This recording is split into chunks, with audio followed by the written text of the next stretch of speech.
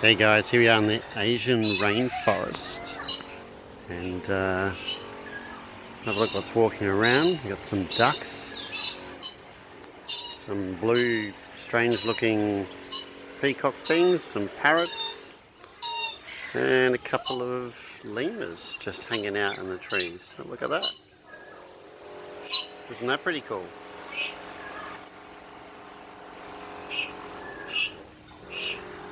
You can get so close to them. Obviously don't touch them.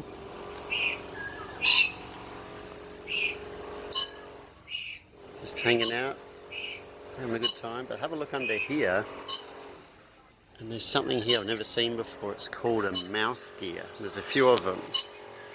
Apparently they attack snakes, cobras and things like that. A mouse deer. So it looks like it's crossed between a mouse and a deer. Obviously it's not crossed between a mouse and a deer, but that's what they call it. So I'm guessing it's a rodent of some sort. Pretty cool.